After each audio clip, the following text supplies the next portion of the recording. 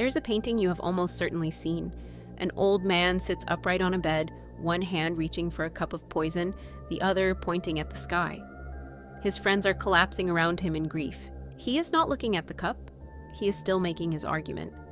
That's Socrates. And that painting has done more to shape what you think about him than every book ever written about him combined. Here's the version you know. Athens invented democracy. Athens invented free speech. And then Athens killed the wisest man in the city because he asked too many questions. The mob couldn't handle the truth, so it poisoned the man who told it. It's a good story. It's the founding martyrdom of Western thought, and the more you look at what the Athenians actually said about it, the less of it survives. Let's build the story properly first, because it deserves that.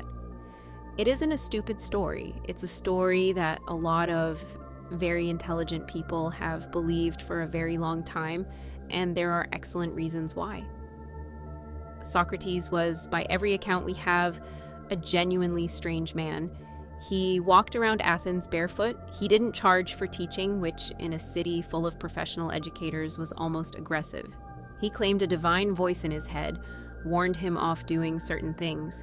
He was, by his own description, deeply annoying.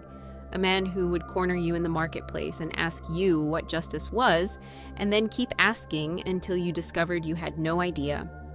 And then, in 399 BC, an Athenian jury convicted him of 2 charges: failing to acknowledge the gods the city acknowledged and introducing new ones, and corrupting the youth. They sentenced him to death. He drank hemlock in a prison cell. So the moral writes itself. A society that could not tolerate a questioner. Truth versus the mob. The first martyr for free thought. The trial of Socrates becomes the moment where democracy looked at intellectual freedom and flinched. And I want to be fair about why this reading is so durable, because it isn't just sentimentality. It's what our sources say.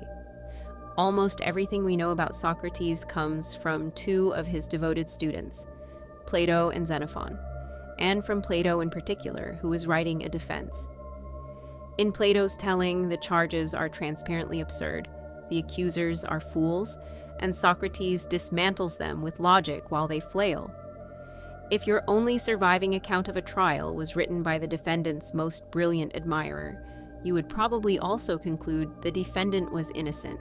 It's a bit like reconstructing a divorce from one person's group chat. And then there's the painting, which is doing more work than people realize. Jacques-Louis David finished The Death of Socrates in 1787, 2 years before the French Revolution. And he was not painting ancient history. He was painting a message to his own moment about principles standing up to power. That image, the pointing finger, the calm, the weeping friends, is the single most successful piece of philosophical PR ever produced, and it's a piece of 18th century political art. So when you picture Socrates dying, you're not picturing 399 BC, you're picturing what a French painter needed 1787 to feel. So that's the story. Athens, cradle of free speech, executes a philosopher for philosophizing.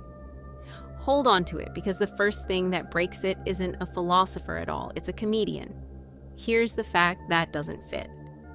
24 years before Socrates was executed for not respecting the gods, a playwright named Aristophanes staged a comedy at the city Dionysia, Athens' biggest religious festival, held in honor of the god Dionysus.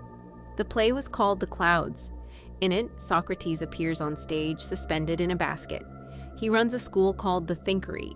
He announces that Zeus does not exist and has been replaced by a god called Vortex.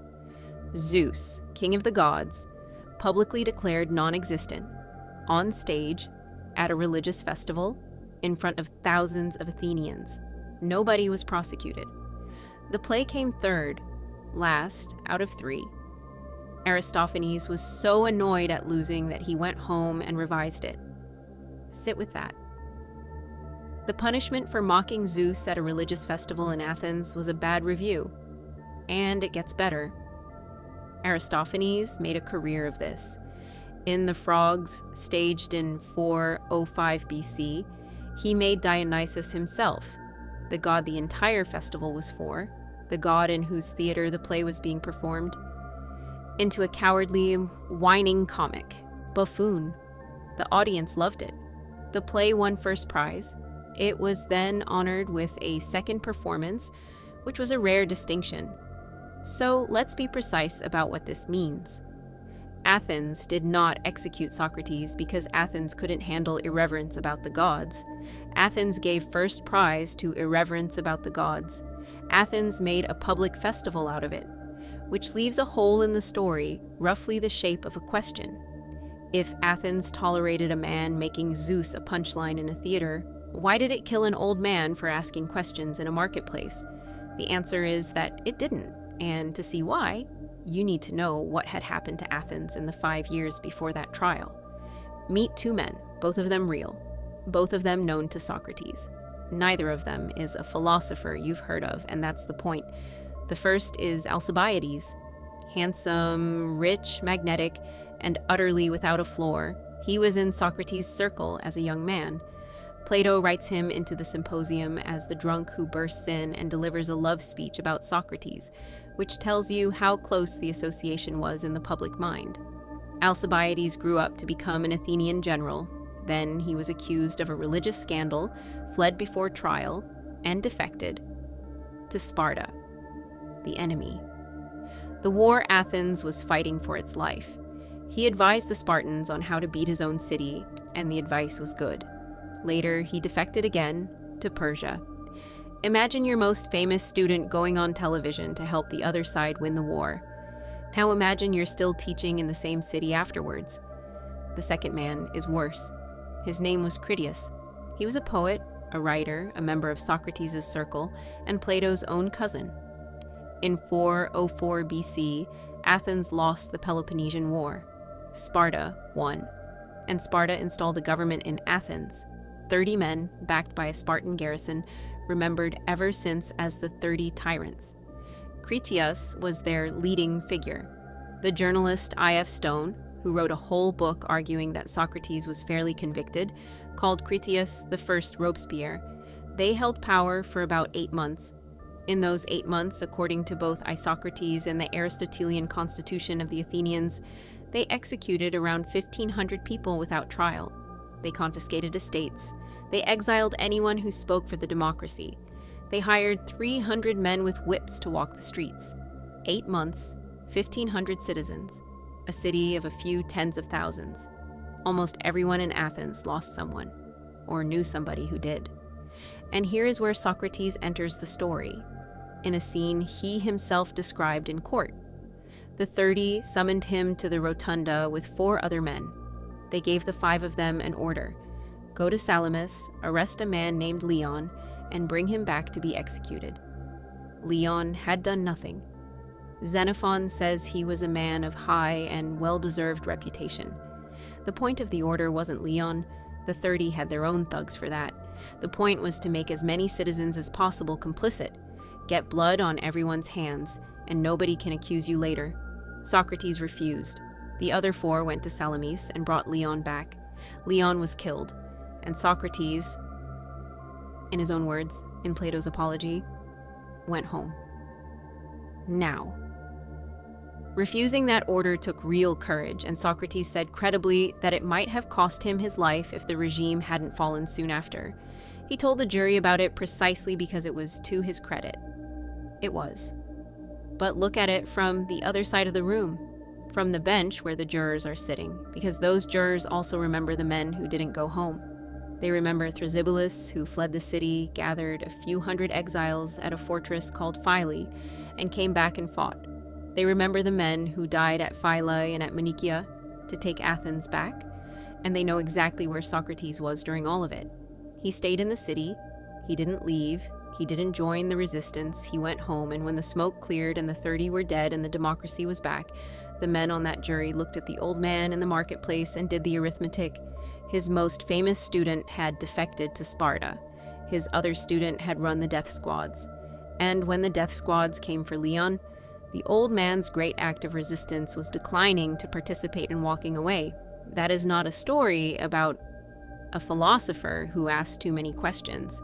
That's a story about a man standing very close to the worst thing that ever happened to his city.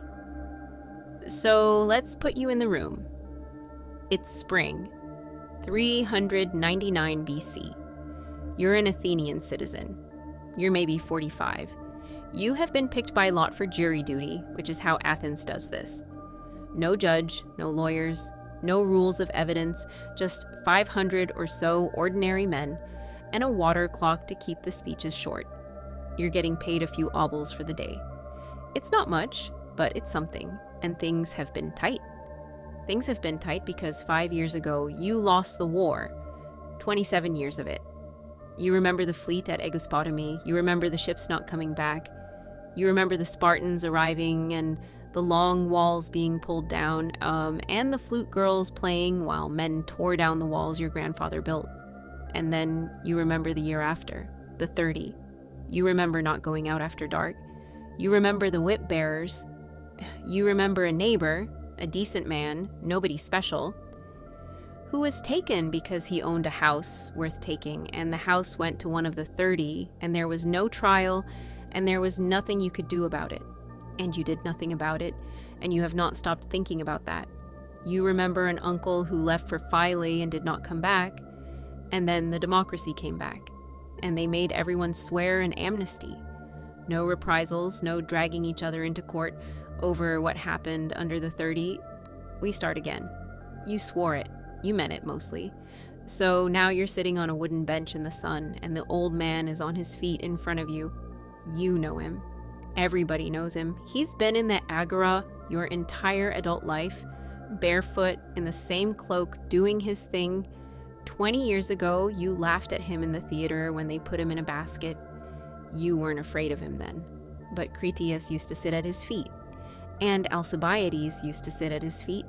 And you cannot say that out loud in this court, because you swore the amnesty. But you can hear it in what the prosecutor is saying without saying, corrupting the youth, corrupting the youth. And you know exactly which youth he means, and so does everybody on this bench. And the old man stands up and tells you that he has spent his life doing the city a service, that he is a gift from the god, that the unexamined life is not worth living. And then the vote goes against him, and he gets to propose his own punishment. That's how this works. You pick between his number and the prosecutor's. Exile is available. Everyone expects exile.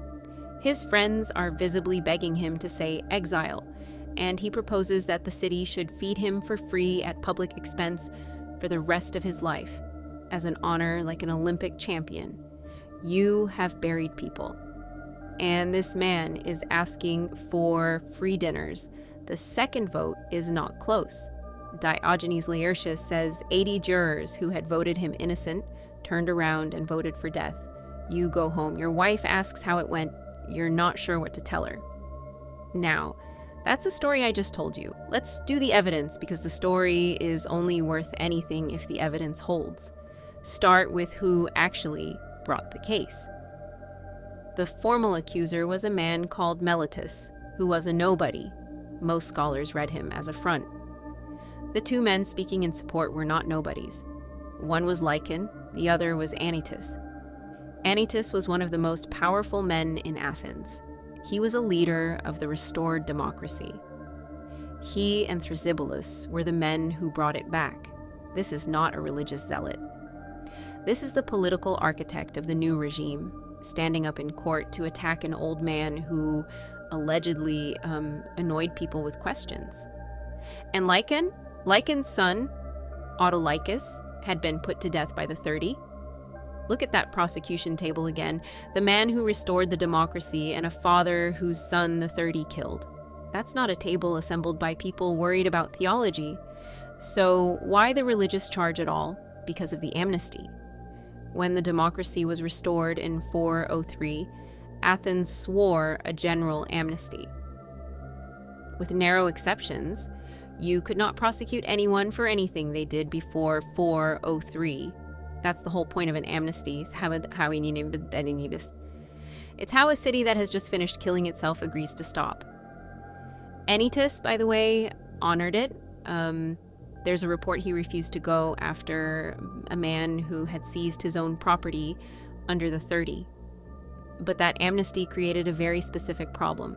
You cannot charge Socrates with being Critias's teacher, because Critias's crimes are before 403, and the amnesty covers it.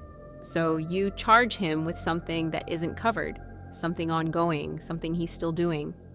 Impiety, corrupting the youth. The charge was a legal vehicle, and crucially, nothing stopped a prosecutor from mentioning Alcibiades and Critias in the speech, because there were no rules of evidence and no judge to stop them. You couldn't charge the association. You could absolutely talk about it. Xenophon, in the Memorabilia, records that the accuser said exactly that Alcibiades and Critias were Socrates' associates. And it's worth understanding what an Athenian trial actually was, because it's not what the word makes you picture. There's no judge. There's no legal direction. There's no cross-examination. There are no rules about relevance. You get a few hundred citizens picked by lot. You get a fixed amount of time measured by water running out of a jar, and you talk. Personal attacks weren't a breach of procedure. They were the procedure. So a prosecutor who wanted the jury thinking about Critias didn't need to charge Critias. He just needed to say the name. And then there's the single best piece of evidence in the whole case, and it comes from a man who had no reason to lie and every reason to be accurate, because he was trying to win an argument in front of Athenians who had been there in 345 BC, 54 years after the trial. The orator Aeschines was prosecuting a man named Timarchus. He needed a precedent. He wanted to remind an Athenian jury that this city punishes people for the company they keep. And here's what he said, in the Loeb translation. "Did you put to death Socrates, the sophist, fellow citizens, because he was shown to have been the teacher of Critias, one of the 30 who put down the democracy?" Read that again, and notice what kind of sentence it is. It's not an accusation. It's not a theory. It's an aside. A thing said in passing as a given to a room full of Athenians, some of whom were alive in 399. He's using it as the obvious, uncontroversial part of his argument. That's the part you can lean on. Nobody in that courtroom stood up and said, "Hang on, Socrates was executed for impiety," because that's not what Athens remembered. 54 years on in public, the reason Socrates died was that he taught Critias, and Aeschines won. This is not a fringe reading. It's where a lot of serious modern scholarship has landed. Robin Waterfield, in Why Socrates Died, argues the trial was politics by other means, that a fragile new democracy was understandably nervous about a man with Socrates' associations and Socrates' politics, because Socrates was, quite openly, not a Democrat. He thought cities should be run by people who know what they're doing, the way you'd want a ship run by someone who knows ships. That's a perfectly respectable philosophical position. It is also, in Athens in 399, 4 years after 30 experts murdered 1,500 of your neighbors, an extremely bad look. Now, the honest caveat, because you deserve one.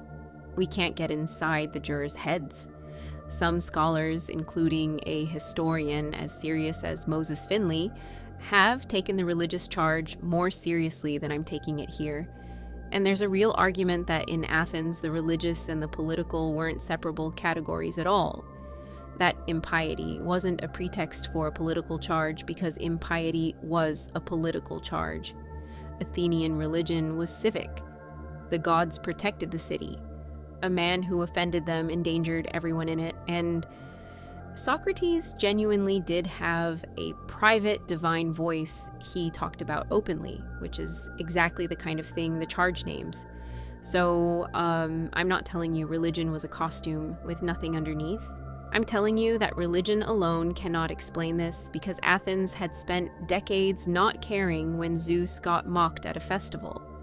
What changed between the clouds and the trial wasn't Athenian theology. It was that in between, Athens lost a war and got a taste of what Socrates' students did with power. So here's what I think the trial of Socrates actually is, and why it matters more this way than as a martyrdom. It's not a story about a society too stupid to handle a clever man. It's a story about a traumatized democracy 4 years out from a coup, trying to work out what to do with someone it believed had helped build the people who'd heard it, and doing it badly, and doing it through the courts, which is what democracies do instead of what the 30 did, which is a much more uncomfortable story, because we know that story. That's a live question, not a historical one. What do you do about someone whose ideas you can't prosecute but whose students frighten you? Does a free society have to tolerate people who don't believe in free societies?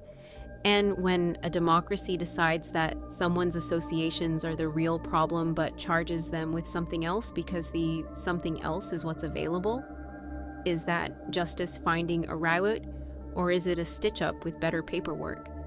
The Athenians thought they were defending a democracy that had almost died.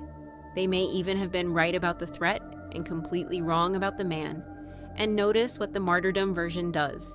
It takes all of that, the war, the coup, the 1,500 dead, the amnesty, the impossible question, and flattens it into the mob killed a philosopher for asking questions, which is a story that requires you to think about none of it.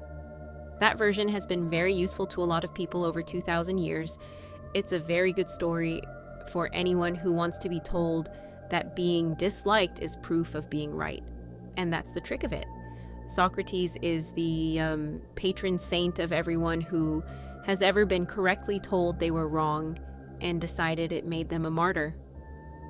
Being persecuted for your ideas and being unpopular because your students overthrew the government are not the same condition, but they look identical from the inside. The Athenians were not idiots. They were people who had watched their city die and come back, and they made a decision that was, at minimum, comprehensible. I think it was wrong. I think killing him was both a crime and a mistake, and Athens seems to have thought so too fairly quickly. But wrong is different from insane, and the difference is the entire lesson. One last thing, and it's the part I find hardest to shake. He didn't have to die. Exile was there. His friends had it arranged. Crito had the escape planned, and money, and somewhere to go. The jury was practically inviting him to name exile and go quietly. 220 of them had already voted to acquit him, a shift of 30 votes, and he walks. He said no. He stayed. He drank it. And whatever you make of the trial, whether you think Athens was defending itself or murdering an old man for the crime of knowing the wrong people, that part is real, and it's his. And no political reading takes it away from him. He'd spent 50 years telling people that it's worse to do wrong than to suffer it. Then someone handed him the bill, and he paid it in full, in front of witnesses. That's not the story on the painting. On the painting, he's pointing at the sky, surrounded by weeping friends, having a lovely time being right. The real one is grubbier, a frightened city, a tainted man, a legal fudge, and an old man who could have taken the exit and didn't. I take the grubby one. It's the only version where anybody actually had a choice.